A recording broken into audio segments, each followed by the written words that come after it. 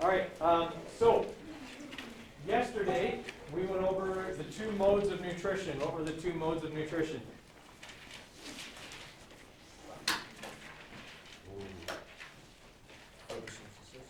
Okay, what's the mode of nutrition that uses photosynthesis? What do we call it? It's photo something.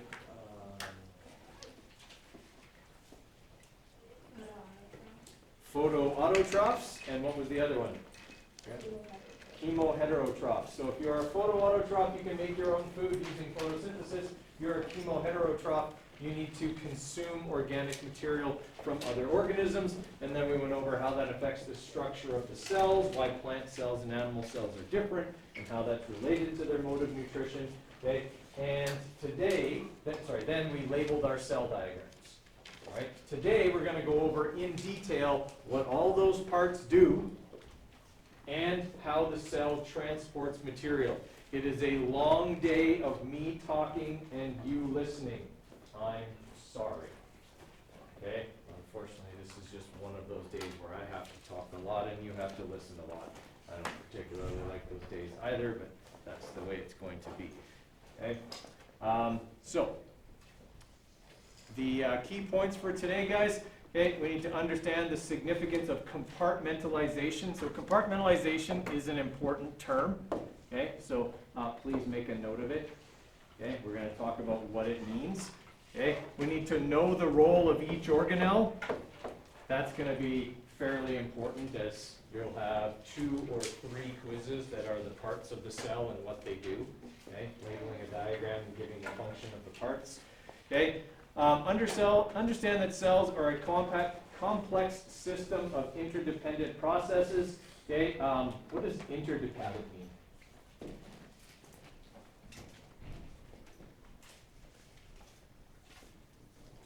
Independent means you can do it by yourself.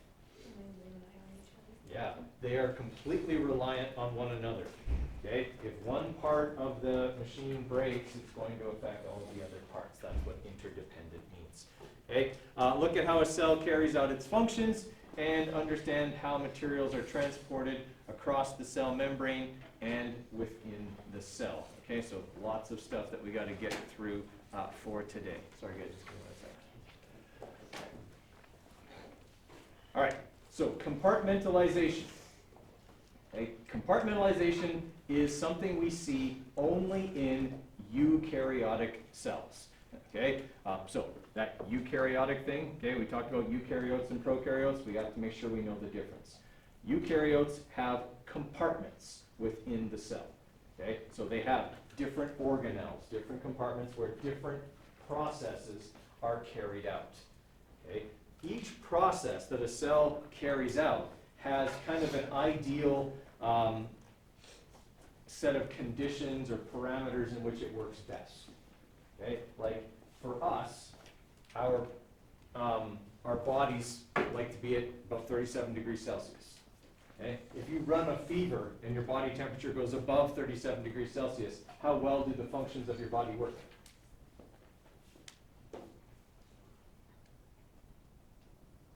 How do you feel when you have a fever? Bad. Yeah, you feel really, really lousy. You feel really, really tired. Okay, all kinds of things in your body don't work right. Okay, because there's a certain set of conditions that are required for your body to work properly. The same is true for each part of the cell. Okay, so as an example, inside the nucleus, is where we keep all of our DNA. Do we want anything else going on in there?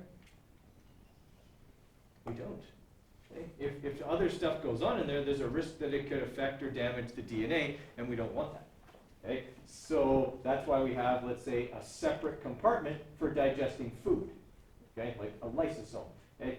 That's going to have digestive enzymes in it that are designed to break down organic material, DNA included. So I probably don't want to digest my food where I keep the most important genetic information my cell has. Okay? That would be like, well, eating in the library. Oh wait, you're allowed to do that here, aren't you? Okay, that's a bad example. Setting fire.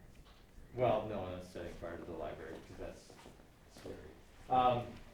But yeah, it's you don't want to do these two jobs in the same place because they could interfere with each other. Okay? Yeah, it's like wash your hands after you use the bathroom, because stuff that gets on your hands, you don't want to get on your food or other people's food if you're preparing food. Like, it's just stuff like that. We want to keep those jobs separated so they have their ideal conditions with which to work, because then they work more efficiently. And that's generally why eukaryotic cells are much bigger than prokaryotic cells. Why there are no multicellular prokaryotic organisms. All multicellular organisms are eukaryotic.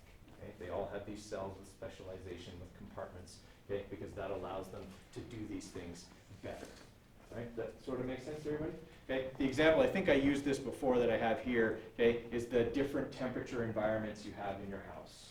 Okay? You have your living environment that you keep at like 21 degrees. You have your refrigerator where you store food short term, okay, so it's not frozen, it's about 4 degrees Celsius. And then you've got your freezer, okay, where you store food long term, okay, it's completely frozen, it's minus 17 in there, right? If I have to do all three of those jobs in the same environment, that means I probably have to keep them all around like 7 or 8 degrees Celsius, which means I'm cold, my food doesn't store very well short term, and I can't store food long term because it's not going to freeze. Okay, does that sort of make sense? Each one of those things is done better in its own separate environment. Okay? And that's why compartmentalization is so important, okay, and such a big deal for eukaryotic cells. Okay, so what do we need from this slide? Compartmentalization gives separate environments for efficiency, and only eukaryotes have it. Okay. All right. So I would say probably that point there is the most important one.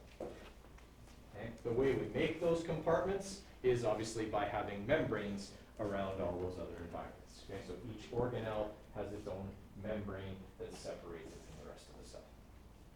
Okay. In the same way that rooms in your house have walls and doors. Because, you know, you want to have the bathroom and the kitchen in different places. And you want to have walls and doors in between those two rooms.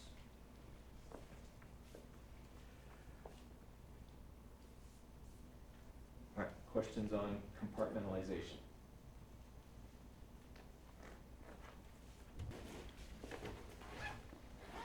Okay, so compartmentalization, the advantage that it produces or causes is that it's going to allow cells to become bigger. From an evolutionary perspective, has bigger been better much of the time? Like generally, right? Like other than like during a mass extinction or something like that, it has been an advantage.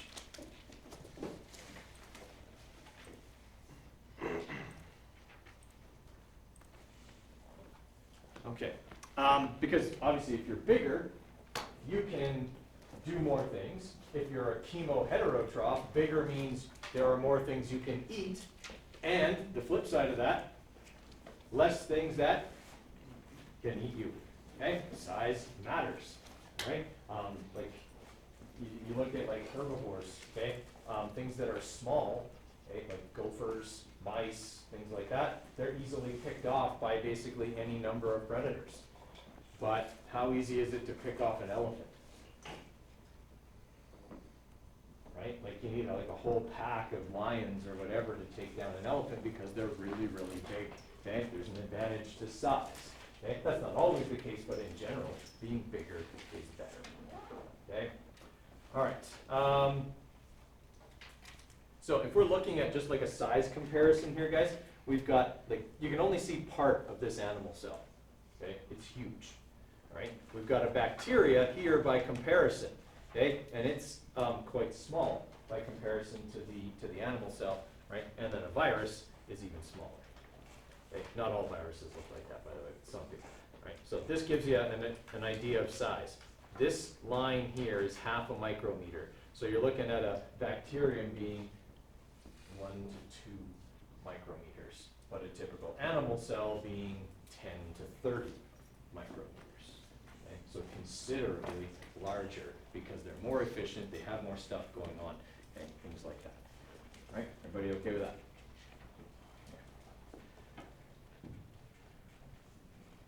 Okay, so we're going to start talking about what all the parts of the cell do.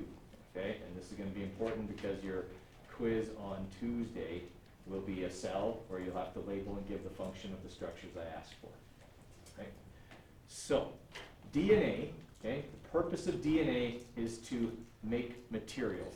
Well, it doesn't make materials. It tells your cell how to make materials. Your DNA is a blueprint for basically everything that your cell needs to do. Right? So that's where the DNA is stored in the nucleus. So if we're looking for what's the function of the nucleus, the function of the nucleus is to store DNA. And that's it. Okay? That's all it does. Stores DNA.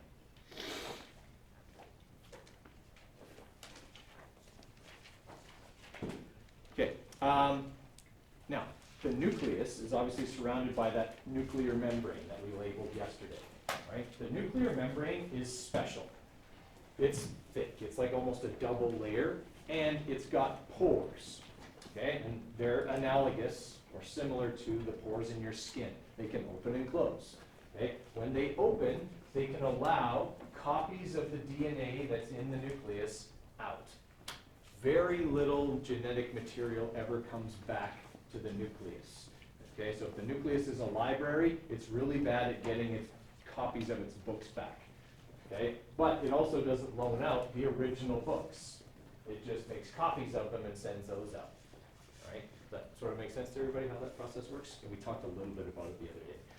Okay, so in the nucleus, okay, that's where the DNA is stored, and then it says here, from here, protein synthesis is controlled, which is not entirely true. Yes, protein synthesis is controlled by something within the nucleus, but not the nucleus itself. The part of the nucleus that controls protein synthesis is the nucleolus. Okay? The nucleolus is what controls protein synthesis.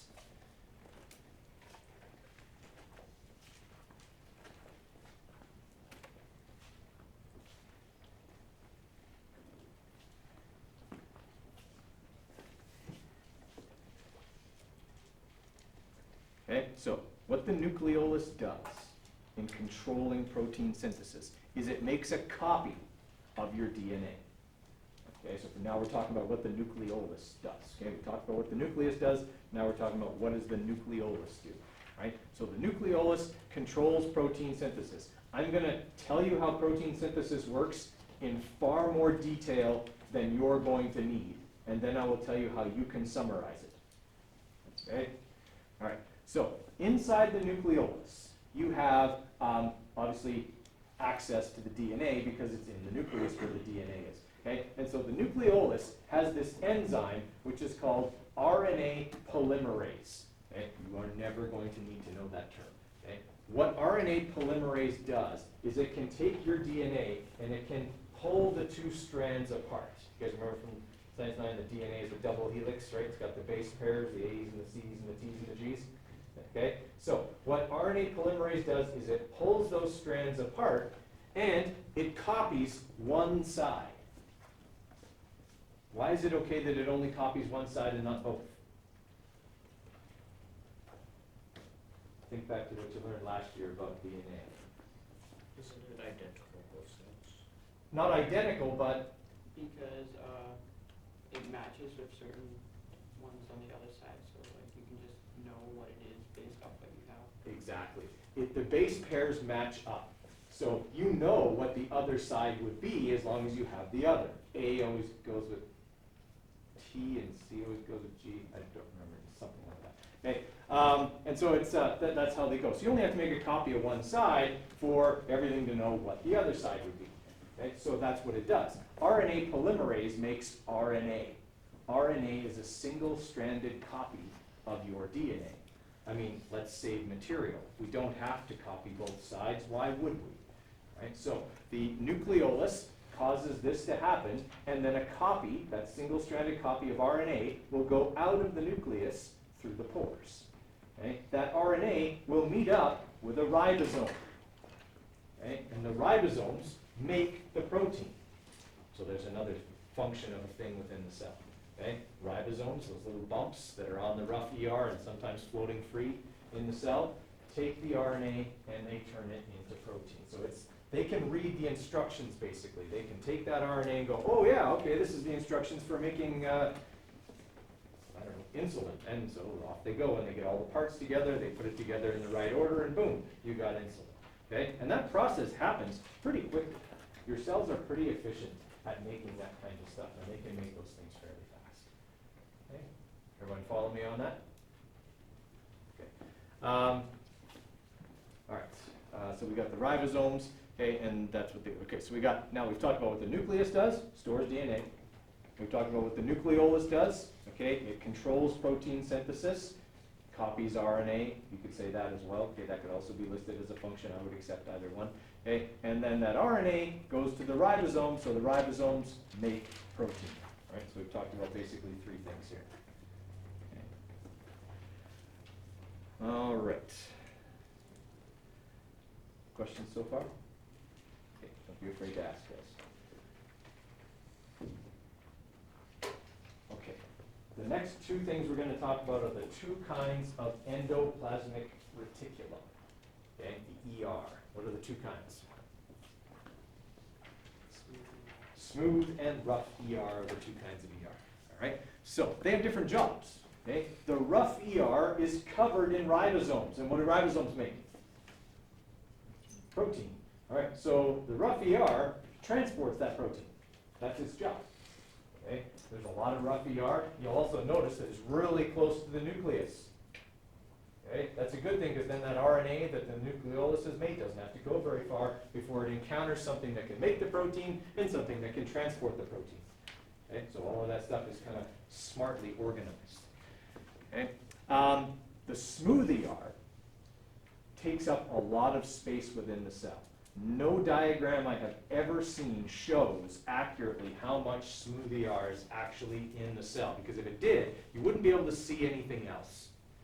Okay, like it's basically everywhere, because it does a lot of jobs. If a cell didn't have smooth ER, it would die almost instantly. Okay, it does so much for the cell. All right, so some of the things it does, and on a quiz or a test, you would only have to list one of these functions, but it's important to know that smooth ER does several things. Okay, so within the smooth ER, lipids are synthesized. Okay, what are lipids? Fats. Yeah. Okay, so your smooth ER synthesizes fats and fatty acids, which are what membranes are made of.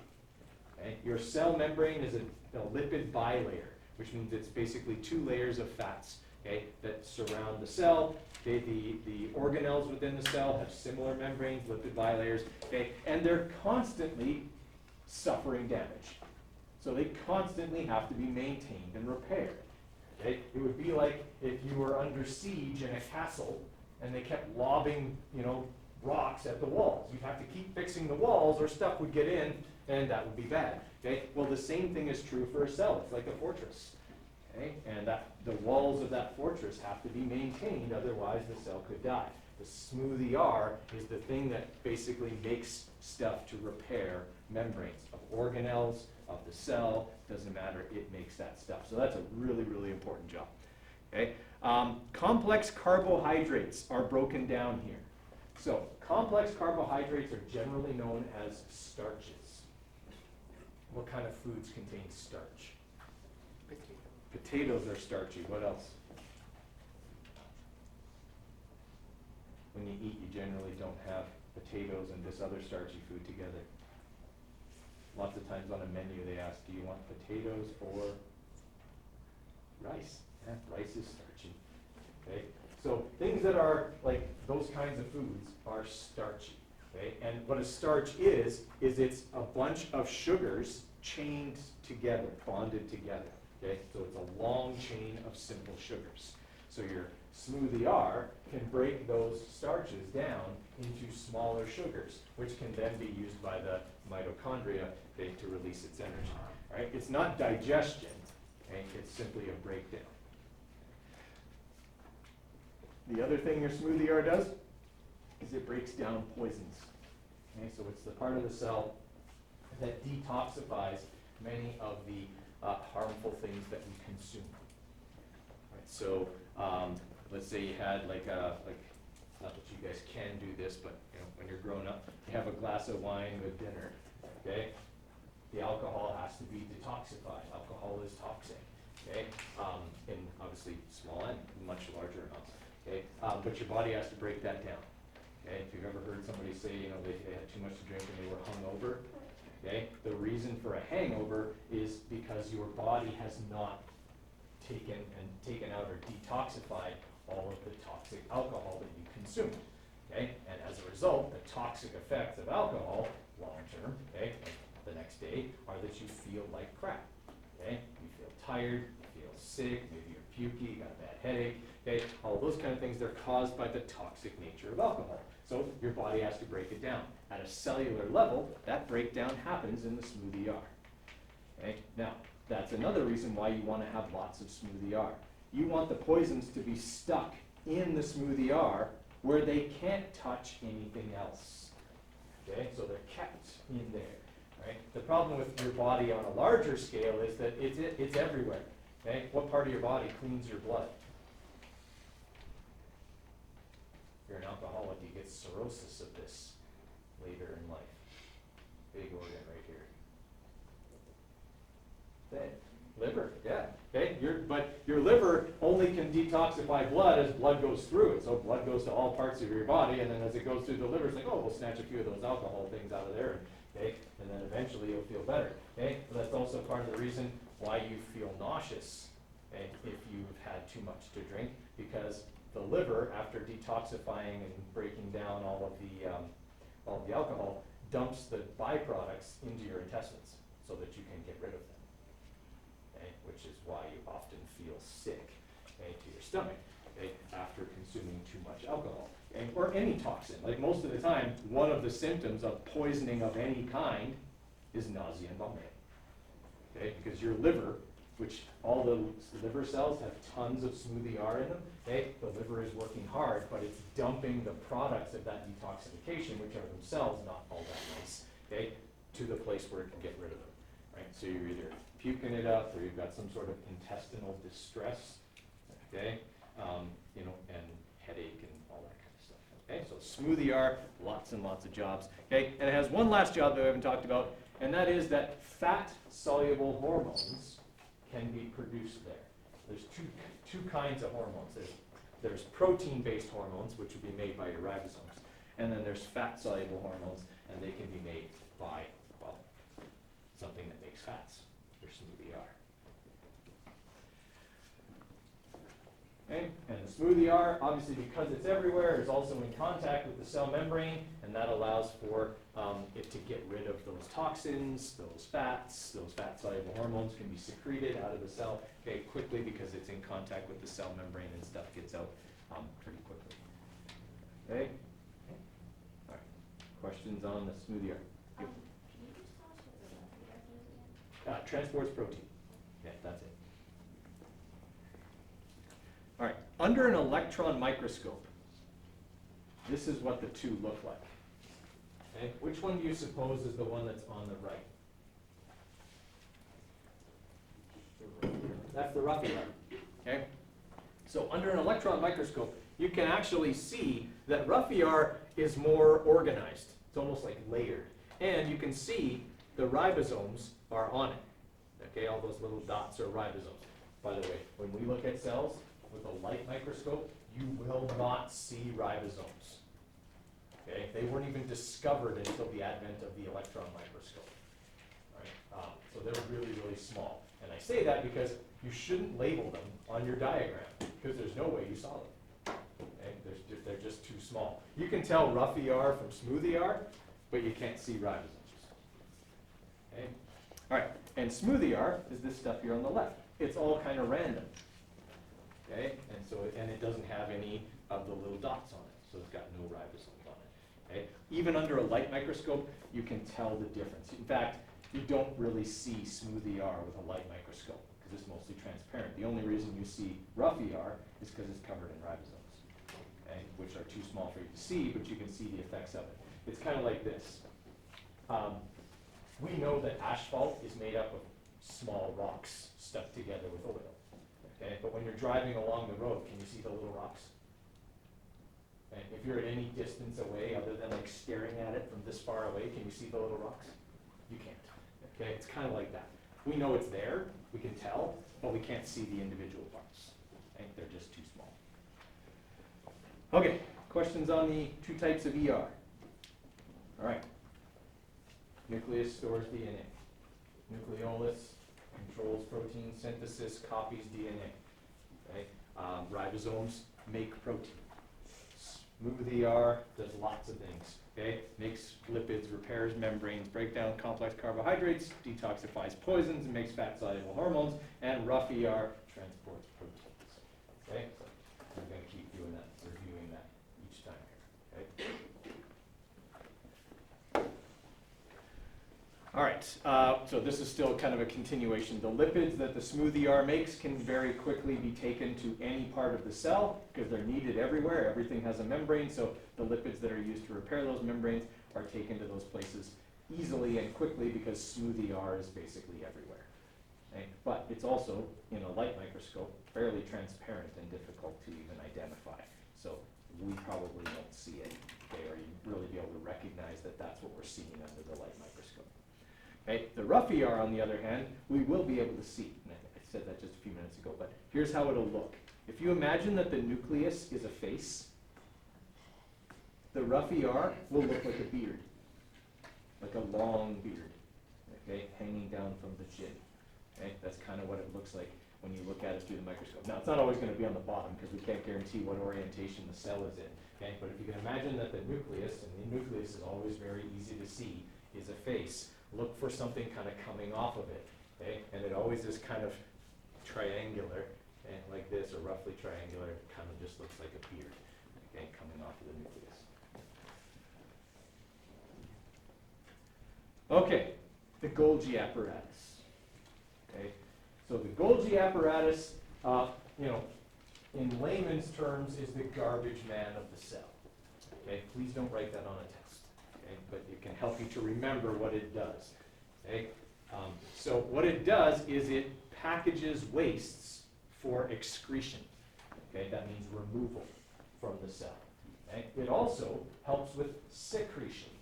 Okay? There's excretion, which means to get rid of unwanted things, and secretion means the export of things that we produced and want to send elsewhere.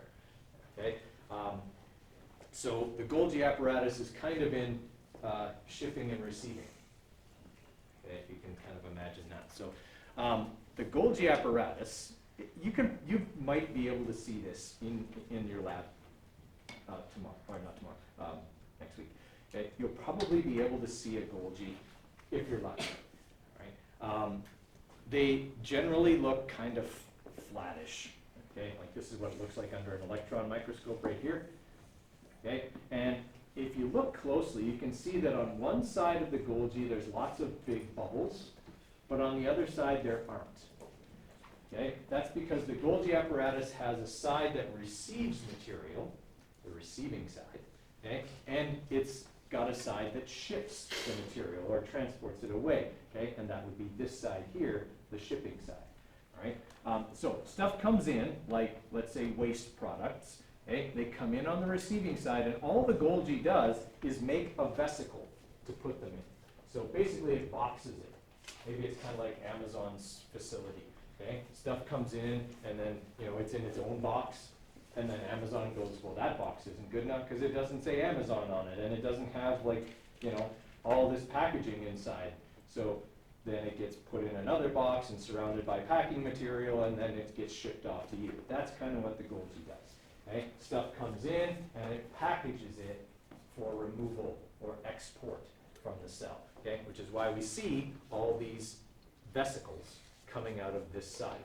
They're really a membrane enclosed vesicle, right? So it just basically puts it in a membrane and ships it out to the cell membrane. Okay? Now that works really, really well because these vesicles are made of exactly the same material as the cell membrane. So when they reach the cell membrane, okay, they just merge with it. Okay, so They're kind of coming towards the cell membrane like this, okay? And when they touch the cell membrane, they just merge with the membrane, open up, they become more membrane, and the stuff that was in them just gets ejected out of the cell and into, for an organism like ourselves, the bloodstream. Okay, and then it can be transported somewhere else, like wherever it was needed, or if it's waste materials to the liver or kidneys, okay, and then it can be excreted. Okay, does that sort of make sense? Okay, so the Golgi apparatus packages wastes or produced materials for excretion or secretion. Okay, so those words look like this.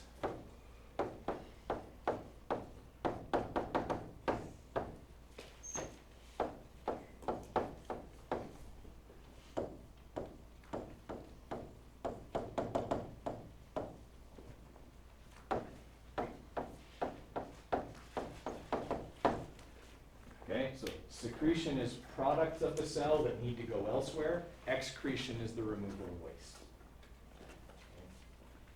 So if we're looking at, like, let's say cells in your adrenal glands, okay, your adrenal glands produce wastes that have to be excreted, but they also produce adrenaline, which needs to be secreted. Okay? The process is identical.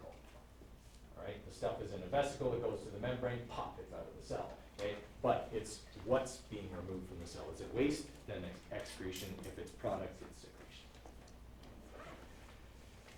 All right, everybody good with that?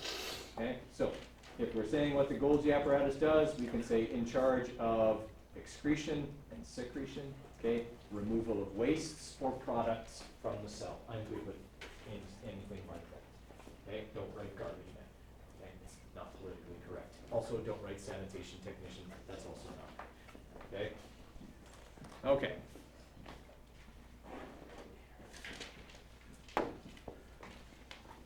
Okay. So lysosomes. Lysosomes are the site of digestion within the cell.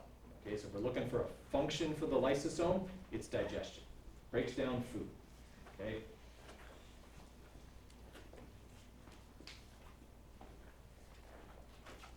So this is the process that happens, and actually this diagram is incorrect. Okay? This here that comes off of the Golgi apparatus is actually a peroxisome.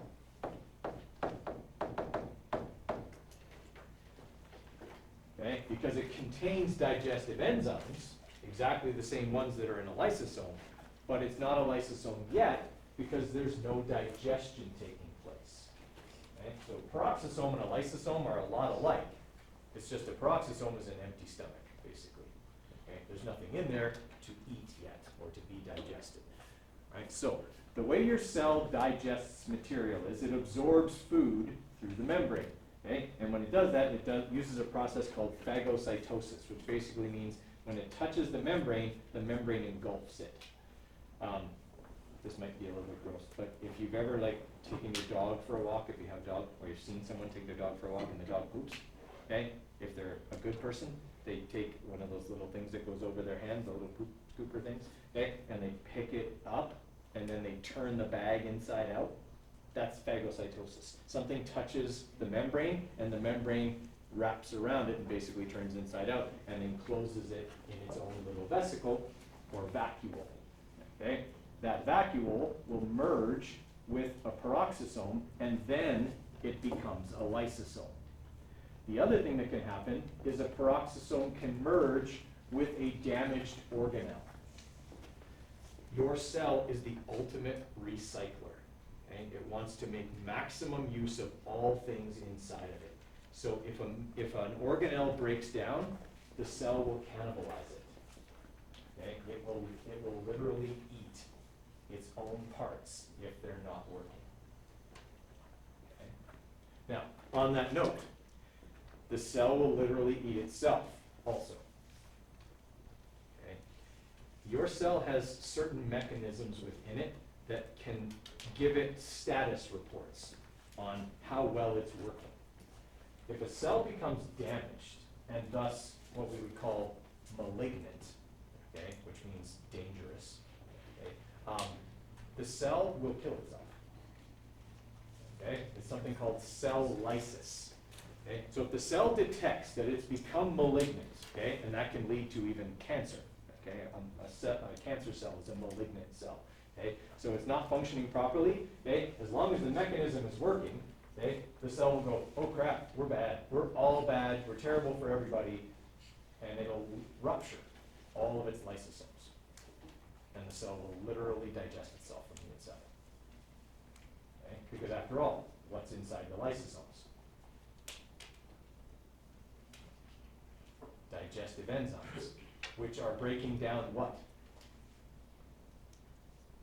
Cell parts. Cell parts. I mean, what do you eat?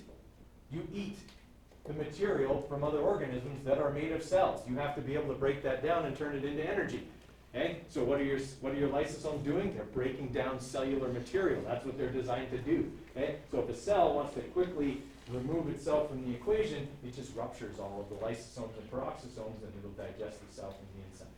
Okay? The problem with cancer as a form of malignant cell is that almost the first thing to go wrong in a malignant cancer cell is the mechanism that tells it it's screwing up. Okay? That's like one of the first things that goes in a cancer cell. That's why they can continue to divide and divide and divide and form a tumor. Okay? So in that way, this process of lysis doesn't work, okay, for cancerous cells. And but a cancerous cell, the problem with cancer is it's your own cells. So your body doesn't even really recognize that there's anything wrong because it just sees its own cells. But what cancer cells do is they divide rapidly. Okay? That's why they form a lump or a tumor. Okay? That's basically just a dense buildup of cells. If they're really dense and building up, they're taking all the materials that the surrounding cells need to survive. Okay? So if you have, let's say, like cancer of the liver, and you get a tumor on your liver, that tumor is actually killing the healthy cells around it by stealing everything they need.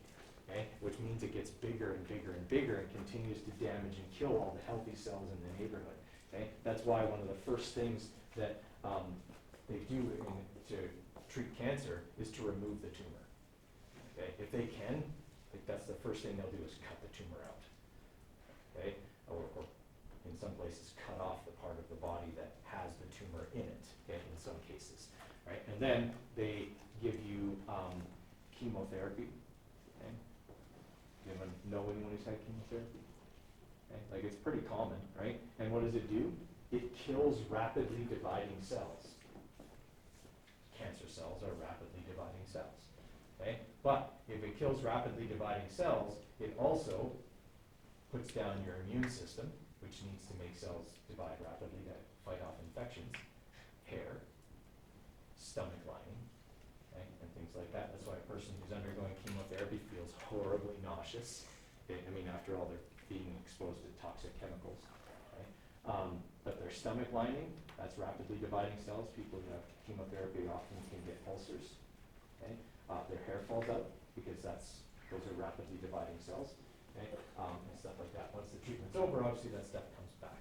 Okay? But it's a very logical progression of things that deal with a malfunction in our own cells. Okay. All right, so what have we gone over? We've gone over the nucleus holds DNA, the nucleolus controls protein synthesis and copies DNA, ribosomes make protein, smoothie R makes lipids, makes fat-soluble hormones, breaks down complex carbohydrates, breaks down toxins and poisons, rough ER transports protein, Golgi apparatus controls excretion and secretion, and lysosomes digest food. Okay. All right, let's take a little break before we do the mitochondria. All right, so the next organelle that we're going to talk about is the mitochondria. Your cell has a fair number of these, or any cells have a fair number of these. Some cells have more of them than others. Okay. The main job of the mitochondria is to carry out cellular respiration. Okay, so if you're writing something down as the function of the mitochondria on a quiz or a test, that's what I would want to see.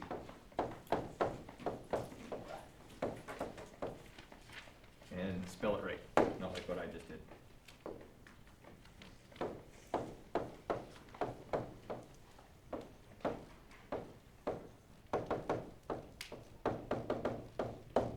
they carry out cellular respiration. That means they take glucose and they burn it. Not literally, okay? There's no fires, okay, inside your cell, okay? But they break it down chemically, okay, to produce energy, carbon dioxide, and water. Okay? Basically, there's kind of a combustion reaction going on inside them all the time. So, what cells in your body do you suppose have the most mitochondria?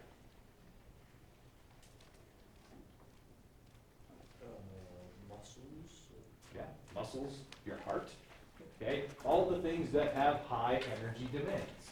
Nerve cells also have a fair number of mitochondria, and because they're constantly having to fire and produce small electrical currents, okay, that can transmit information. So, yeah, they are a very, very important organelle. And you'd see them in both plants and animals, because all organisms use cellular respiration. So your mitochondria can change the rate at which they carry out cellular respiration, right? If you're suddenly, engaging in a bunch of physical activity, they will up the rate at which cellular respiration occurs. Okay? What does that do to your body besides give it more energy? How do you feel when you're exercising?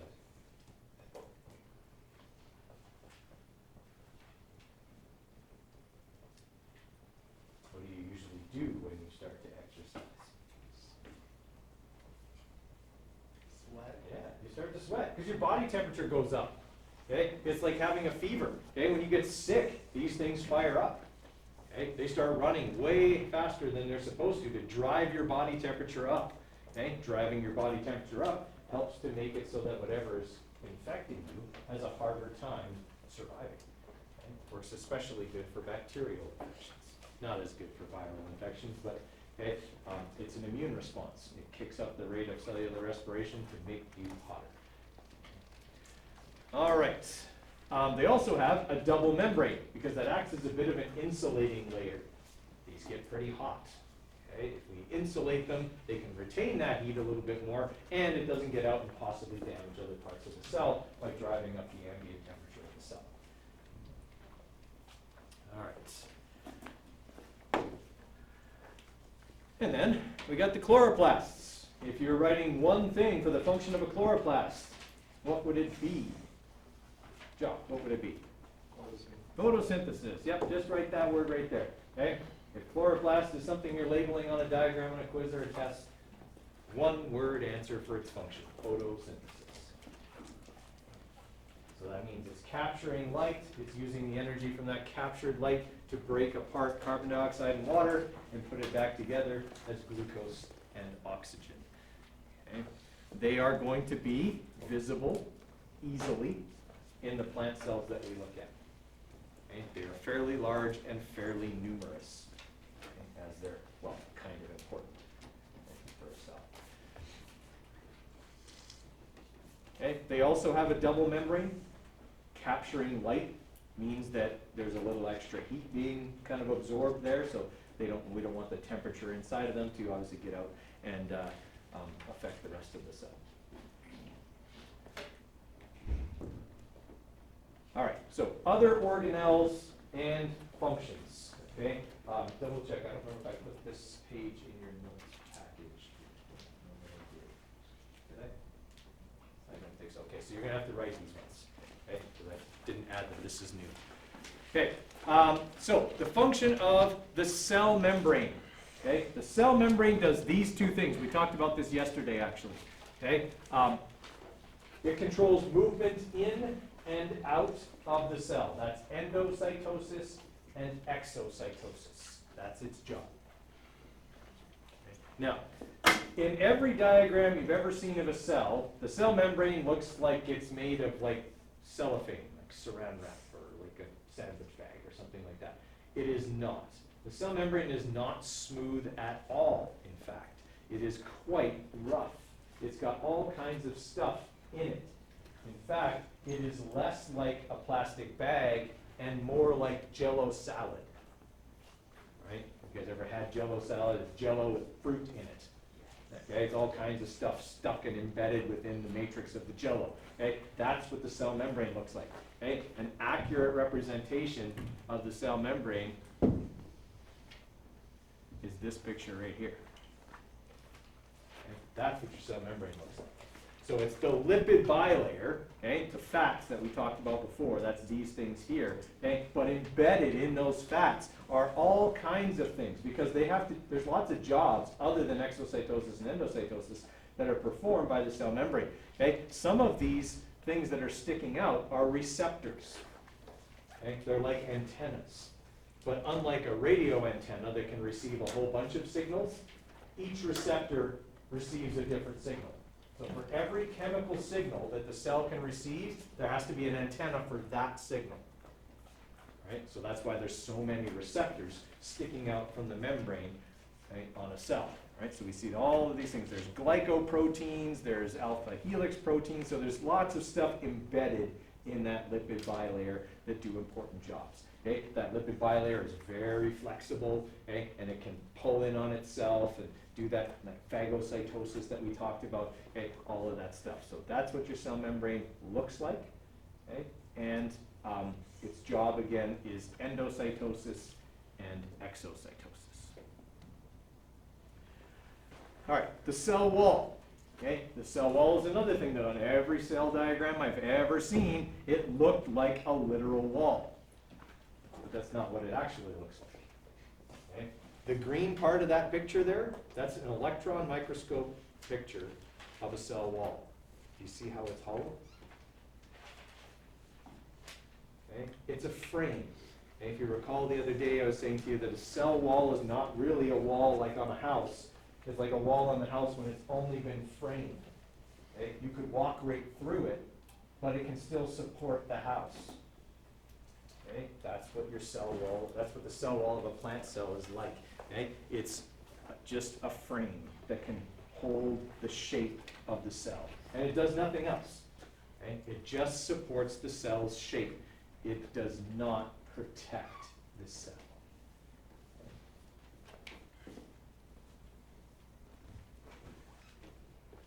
Okay, the water vacuole. So that's obviously only in plant cells, okay, and that uses what we call turgor pressure, okay, which is the pressure of the water inside to support the cell from within. So it pushes everything in the cell against the cell wall, okay, acting like extra support.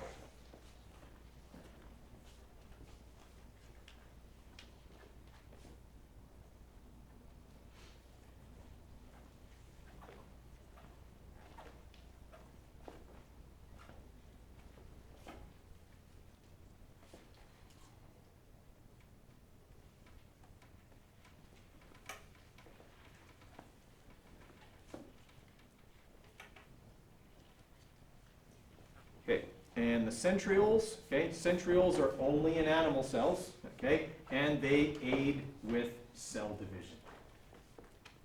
Okay, so they help the cell when it's going to divide.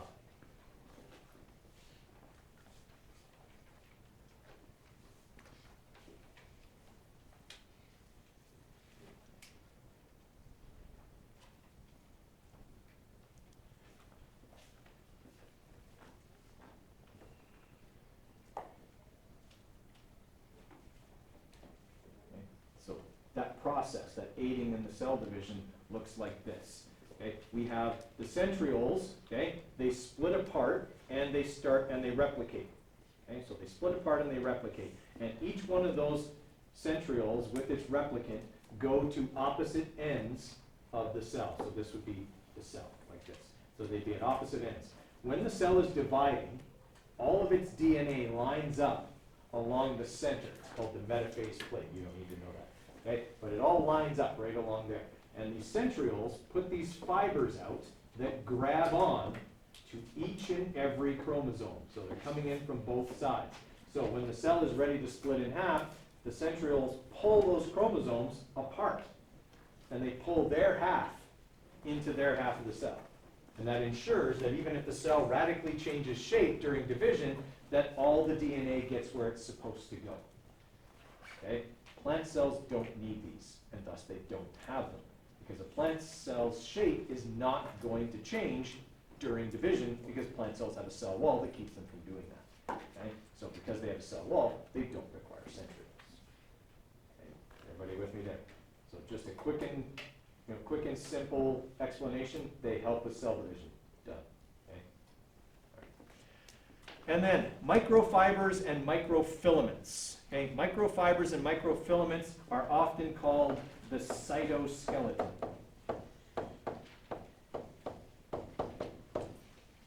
Okay? And they are in animal cells, not plant cells, because obviously plant cells use the water vacuole in the cell wall to keep their shape. Okay? But an animal cell uses their cytoskeleton to maintain the shape and stability of the cell.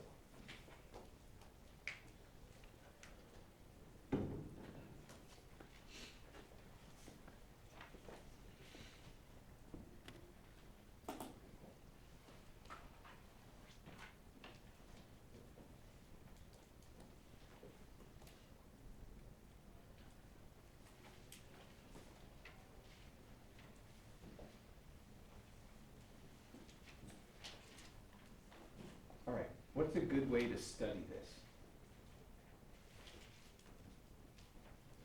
Flashcards? Yeah, absolutely. This is something for which like having flashcards is really, really good. All right, and then you can just keep checking them. You can draw pictures of the organelle. Even like I've had some people who just put the word on there, okay, and had the function on the back, and then also in their same set of cards they just have a picture of that and the function on the back. Okay, and so they can actually work both ways. They can look at it and go, okay, that's that thing, that shape is a mitochondria, and then oh yeah, and it carries out cellular respiration. Or they just have the word, okay, and they actually use that flashcard in reverse. So it's like carries out cellular respiration. That's the mitochondria. And they flip it over and check it. So yeah, flashcards work really good for this. But in the end, whatever you need to do to memorize this stuff is what you have to do. Okay, this is one of those things where biology is read and regurgitate. Okay, that's what you have to do with this stuff. Okay, the way this is going to be tested is with a diagram. Okay, I will have a picture of a cell, and I'll ask you what is structure number 1 and what's its function. What is structure number 2 and what is its function. Okay, you'll have to be able to identify and give the explanation for each thing. All right, questions on the parts of the cell?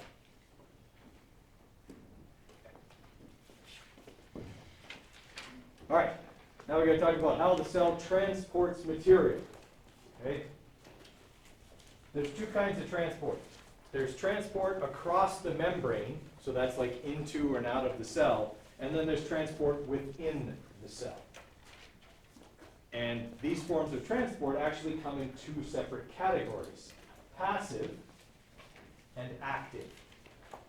Right? Passive means the cell doesn't have to do anything. It doesn't have to expend any energy. The process just happens. And that's cool, because that's like free shipping. Okay? If you can transport materials without having to expend any energy, that's like getting free shipping. Now, what's the disadvantage of free shipping?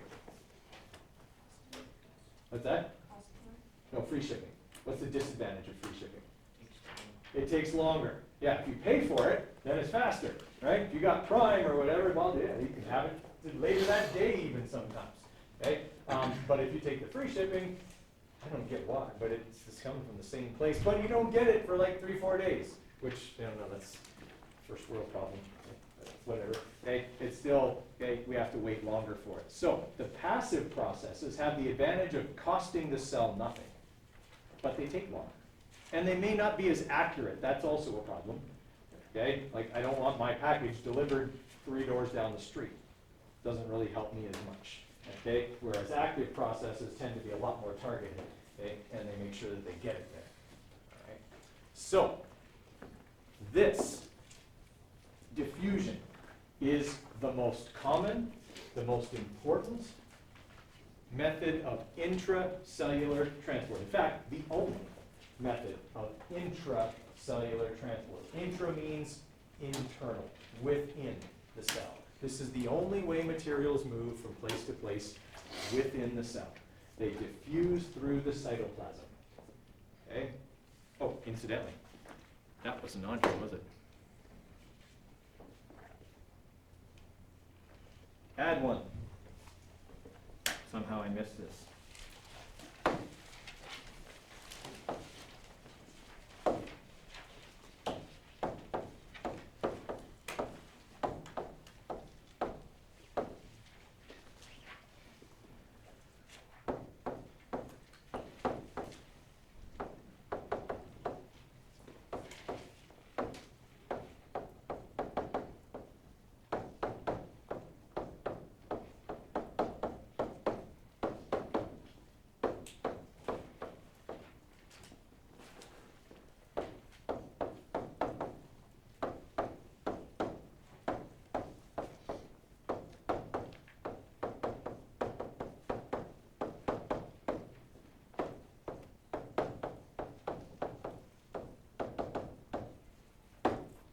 Okay, so the cytoplasm, and I have liquid in quotations there because it's kind of liquid, kind of thicker. Okay, it's not really like water liquid. It's liquid, but it's not like, it's got a little higher viscosity, let's say, than water does. Okay. And it fills the volume of the cell and facilitates diffusion. Without cytoplasm, diffusion doesn't work nearly as well. Okay? Diffusion can happen through air, but it's not as good because gravity can affect particles that are trying to diffuse through the air. Okay? If you've got a liquid medium, there's buoyancy that keeps it from just falling to the bottom of the cell.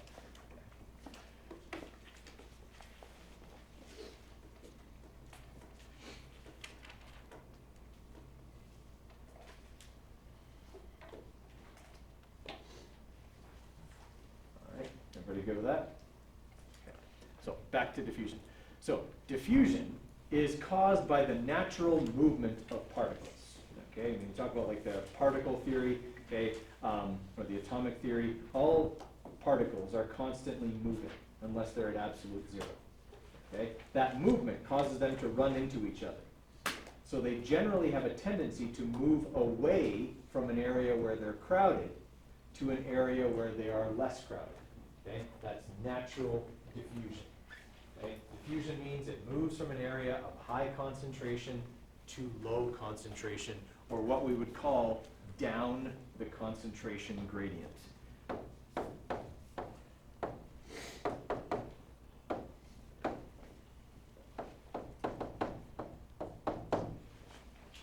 Okay? All passive processes are down the gradient.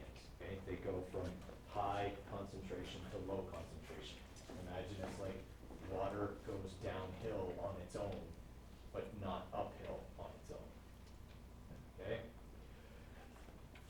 All right, so diffusion simply moves from high concentration to low concentration, and this is how things are transported within your cell. So if a part of the cell needs something, okay, it's naturally going to get it by diffusion, because if it needs it, that means there's not very much of it there. And wherever it's being produced, there's going to be lots of it. And it's going to naturally just move towards this other thing on its own. Okay, so you kind of follow me on that? Now, could it also go to other places where it's less concentrated? It could, and it does. Diffusion is a shotgun approach to cellular transport. Okay, does everyone know what I mean by a shotgun approach? Okay, so a shotgun works, it doesn't have a bullet. Okay, a shotgun has what's called shot, but it's tiny little lead pellets, okay, inside of a big shell. Okay, so when the shell gets hit by the hammer, the gunpowder explodes and all these little pellets shoot out. Okay, but it's not like having a single bullet where the path is determined and it's that one target. Okay, a shotgun means you don't have to be very good to basically hit your target. It's why it's used to hunt birds. Okay, like if you go duck hunting or goose hunting, you don't use a gun that shoots a single bullet, because you've got to be a pretty wicked shot, okay, to hit a moving target flying through the air. Right? Instead, you want to spray the general vicinity. Okay, you might even get more than one bird if you're shooting at a flock. Okay, because, well, you don't have to be a great shot, you just have to generally point it in the right direction, and all these little pieces of lead that are flying at high speed will hit something. All right, that's what I mean by shotgun approach. So if I've got a cell, okay, and this is the area here where the stuff is being produced, it naturally moves out and becomes less concentrated. Okay, so it spreads out okay, naturally over space and time. Okay, so that sort of makes sense? So is it generally gonna get where it's needed? Generally. Is it gonna go other places? Yep. That's what you get with free shipping. Okay? It's not as good. It's got some drawbacks, but its main advantage is it's free. Okay? Free is good. Everyone follow me there? So diffusion's super important, but that's the drawback. And you can also see that the further it goes, the less concentrated it becomes. That means that over long distances, diffusion is not very good. But how big are cells? Pretty small. Is that ever really an issue? Unless the cell gets really, really big, it's not an issue. It's also why you don't see really, really big cells. This doesn't work if a cell gets to be more than, let's say 800 micrometers. Okay, even that's probably way big. Okay, most of the time you don't get cells that big because this process simply doesn't work over long distances. It's too slow and it's not targeted, so it gets spread out too much. Okay, by the time enough stuff gets there, the thing that needed it is already dead. Right? So it doesn't work for a really big cell, but it works just fine for normal cells, which are quite small. Okay, everybody all right with that idea? Okay, so diffusion. Oh, this is a better example. Diffusion works like a fart. Okay, so if somebody farts and they're on this side of the room, I'm not saying anyone over here farted, but it's just hypothetical. Okay, if somebody on this side of the room farts, the experience for these people is far different than it is for these people over here. Okay, in fact, these people over here may not even know that the fart occurred because this distance is much greater than this distance. All the fart molecules start to spread out. Okay, so here it's still pretty concentrated. Everybody smells it and they wonder who dealt it. Okay, and then here it's like, I don't know. Did somebody fart? I don't know. Maybe. Okay, by the time you get to here, it's like, what are you guys talking about? I don't smell anything. Okay, because it's diffused out and it's gotten so diffuse that it can't even be detected over here. Okay, so diffusion works fine if it's a short distance, but not if it's a big distance. Okay? All right, now you won't forget it. Now every time somebody farts, you'll think diffusion. Okay. All right, osmosis. What do we got for time here? Okay, we'll probably get through osmosis and then we'll quit. Okay, osmosis is quite different. It's still a passive process, but it only transports water. Okay, osmosis only transports water. And osmosis isn't within the cell, it's across the membrane. Okay, so osmosis is the passive transport of water across the membrane. So it requires no energy. But it's also not a process the cell can control. Okay? If something is passive, it's also not controllable. So what happens to a slug if you put salt on it? You know? Yeah, it shrivels up. It dies. Okay? Because of osmosis. In osmosis, water moves from an area where there's very little salt to very high salt. Okay? So the water is going to go towards salt. Okay? Because in all passive processes, what's being sought is a balance. So if you're a cell, and on one side you've got kind of normal salt concentrations, but on the other side there's a lot of salt, the water will move across the membrane to where all the salt is. And eventually that cell will shrivel up. Okay? So it looks something like this. So if I put a cell in what we would call hypertonic conditions, that means like basically I put a cell in salt water, okay, it'll shrivel up. Because all the water in it is going to move out of it to try and get the salt concentrations equal on both sides of the cell. There's way more salt outside, that'll never happen, and the cell will just shrivel up. Okay? It's why you can't drink salt water. Okay? The same thing will happen. If you put a lot of salt in your body, it'll start pulling the fluids out of your cells.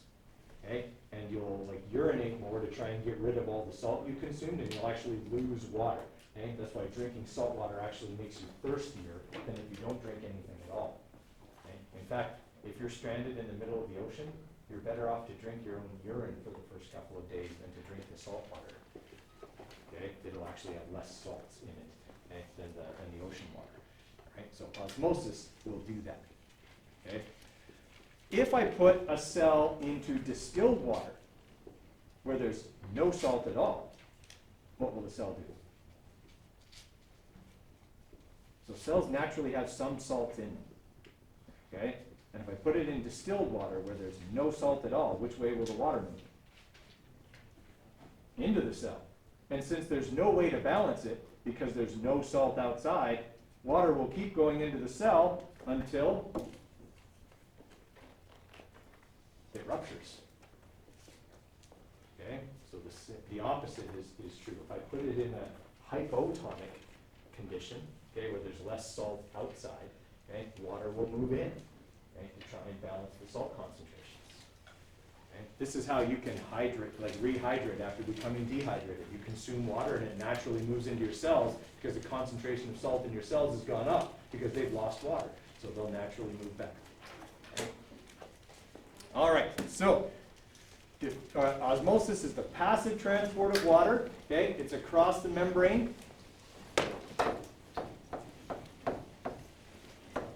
Okay, you'll want to write this part down because this is something that's going to come up quite a bit. Across the membrane, and it's trying to balance salts. Okay, the salts don't move, the water moves. Okay, and it always moves towards the salts. That's what osmosis does. Okay, when a slug shrivels up if you put salt on it, okay, it's why salt can dry out meat. Okay, anyone ever made beef jerky? Or any kind of jerky? Okay, you put a bunch of salt on it to draw the water out, okay, and help it dry out, cure it, okay, that preserves it for a long period of time. Okay, tomorrow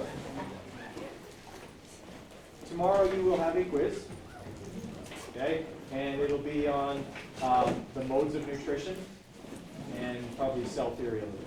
Okay, I won't have anything on the parts of the cell yet. That'll be, I'll save for Tuesday. All right. Little tip here, guys. I wrote a lot of stuff today on the board in addition to what was there. If I write it on the board, should you write it in your notes? I guarantee it. Okay? Absolutely do. So as we go on here, if you see me add something, make sure you add it to your notes package as well. Okay? Either digitally or put it on paper.